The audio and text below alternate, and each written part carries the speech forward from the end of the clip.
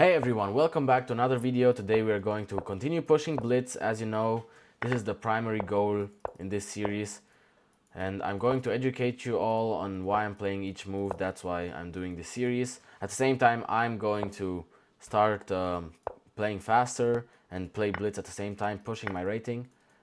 I intended to take with the pawn, but it's fine, I guess. And this seems fine, but it's just a pawn trade, so it doesn't really do much. I'm just going to do this. And dropping back is probably the most accurate way to do this. Okay, so we started with the Caro-Kann, but it transposed into a Queen's Gambit, some sort of Queen's Gambit inclined, maybe some Slav, you know, because in the Slav you have this pawn structure with the pawns here. And I'm just going to castle here, not trying to get too low on time explaining things. And let's place our rook on the open file. It seems valid. He places his rook on the same open file as well. And now I'm thinking about what plans we can craft, construct, whatever. Let's see. Breaking the pawns is bad, straight up. But I'm thinking of maybe placing this here to somewhat later break the pawns over there. Doesn't look too bad. Now here, he's trying to gain control of the center, and I'm trying to think of smart knight maneuvers. I'm going to go here because takes. If not, I'm just going to keep the tension, and I'm going to place the knight here, trying to remove this dark squared bishop, and maybe we are going to have some nice attack on the dark squares ourselves. I'm just going to take here, and now this is not attacking anything yet, and I'm going to threaten taking here, and then this is going to be somewhat weak. It's not going to fall unless he's going to... Okay, this is just weird. But this weird attack somewhat works. Wow. I need to play here or what?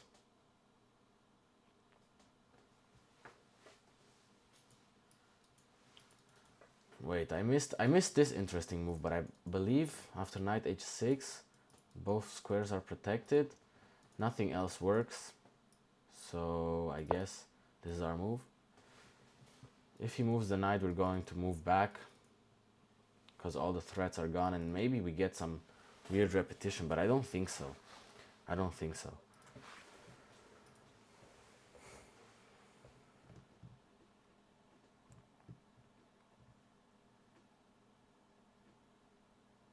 Sadly, we cannot really kick the queen out. That's the only issue here. Maybe we're going to try something like this. I don't really understand the move here. I'm just going to go here. Pinning? Maybe. I mean, it looks good.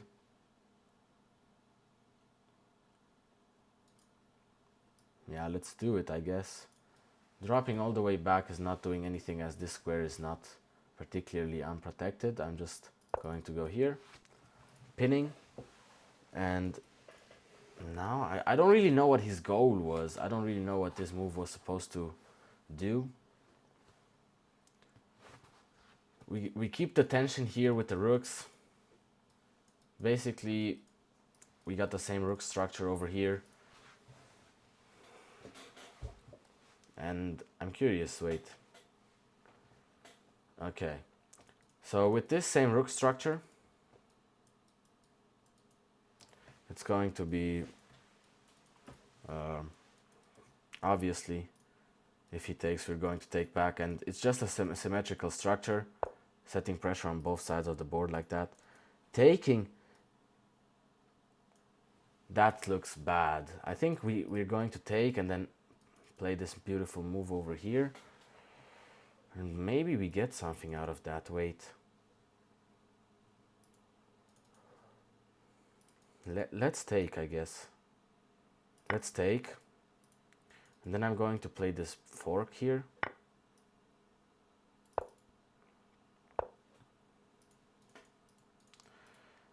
And now maybe takes, if he misplaced his queen somewhere, we were able to take here in some way or another, and maybe if he captured with the rook, we were going to win that, but that's just a cheap way to win. I didn't base my win chances on that. So let's see, do we trade the rooks? I don't think so. What do we do here? Okay, so our knight is pretty good placed here, so I don't think we need to do anything with it. I'm just going to double the rooks. And if he takes, taking back with the queen and he gains the open file, it may be a bit bad, but I guess after we go here, we set a little bit of pressure over there, but he attacks us first, so we're going to go here. He's going to take, obviously, and now I'm just going to place my rook here, setting pressure. If he attacks me like this, which is kind of counterintuitive, I'm just going to go here now. And let's see, let's go here. We are in kind of a time scramble here, which is a little bit annoying, but let's give a check. And this is actually looking quite interesting here.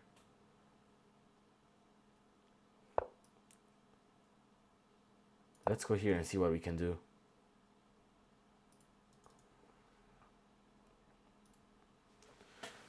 We are really low on the clock, so maybe a draw would be fine, but this position looks pretty promising. Maybe we can get a sneaky checkmate. I'm not sure. Check, he goes here. And it's soon to be mate. Let's give a check first. Let's go here.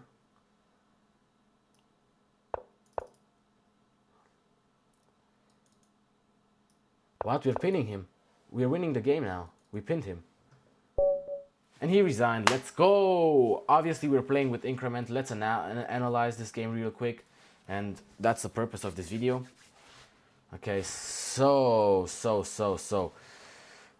I think we had a few inaccuracies, but that happens in blitz. And that's the point why I'm playing blitz, because I'm generally way better in rapid. And let's see. Right, the problem is that I can't really show you the analysis. So first of all, it's still loading. But second of all, let me show you the position. I can show you the position like this. And now you can see the lines and everything. What? How was this a blunder? Did we have mate? Oh, we had mate in one. Okay, so that was a blunder, but we were still winning. Okay. Our centi-pawn loss is really bad. Wait. We have an 88% accuracy. But I guess it could have been way better if we didn't have these two blunders here at the end. Apparently this check directly was way stronger. I thought here he blocks and then I give this check. But he escapes and I have absolutely nothing here. Okay, I understand. I understand why that's bad. But I simply did not have the time to calculate. Let's see how accurately we played over here. So, is there a way to show you the entire screen? Okay, so you can somewhat see this. I can't show you. Okay, there is no way to show you. But it's fine, it's fine, it's fine. Okay.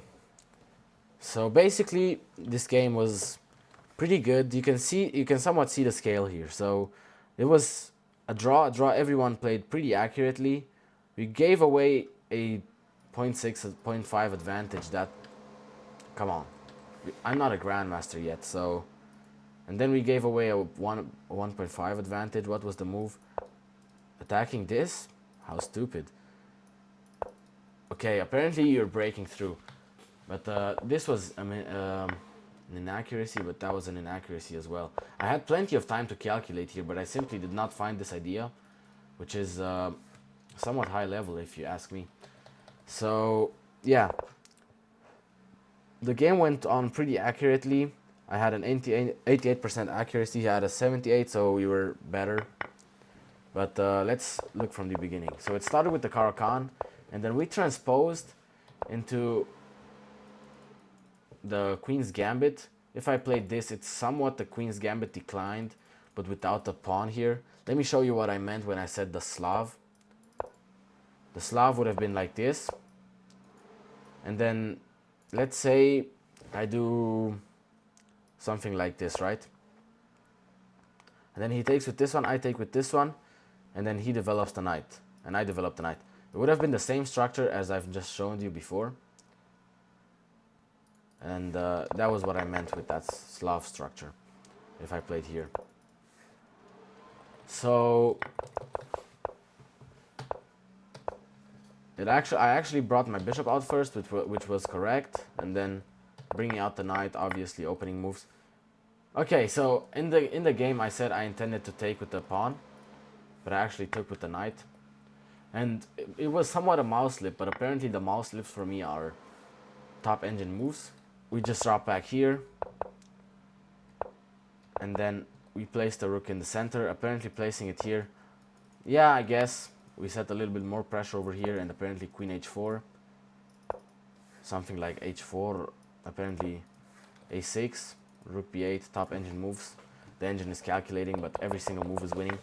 I'm going to drop back here, and now this was the correct move, and I actually said that I'm actually fine after this, and that was actually one of the top engine moves. I was supposed to kick him out, and after he went here, just fork him like this, takes, and just drop back. Okay, this position actually looks pretty comfortable, even though he has these two pawns in the center.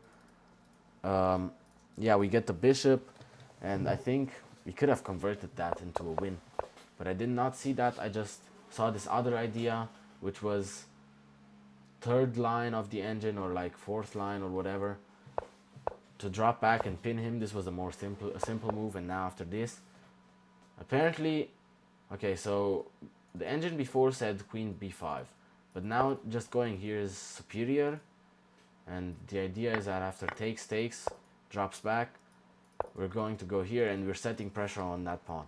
So it's basically the same idea, just now you have more pressure over here. That's why the engine is probably preferring this. But as it's calculating more and more with the depth, it says these three moves are pretty similar to each other, so it's fine. Oh no, what happened? Okay, so we were here. So I took, forked him, and then I said, okay, let's do this. It was pretty bad, because I thought after this, I would have gone here, setting pressure over there, and also setting pressure over here, maybe bringing in the rook, but he didn't do that. He just attacked me. So I took, and then played rook to d8, which if I let the engine sit, I'm sure it's going to be a top engine move. And it actually was. Okay, I'm surprised with myself, so maybe I'm turning into Stockfish now. This was bad. Setting pressure over there was not good, but it's still somewhat winning. So you see his pawn structures are pretty bad. This pawn is really hard to defend. Maybe I can bring my king later on, or trade the queens, bring my king, and then trade it off. I'm not sure what the engine is calculating here. But I played this, which was considered an inaccuracy, but with 11 seconds on the clock, it was pretty hard to see something else. So I gave a check, and I played here right away, which was interesting. Wow, and now going here with the rook, cutting off everything, and he can barely escape here. He can go here, I give a check, he can go here, and then I pin him. That's the idea.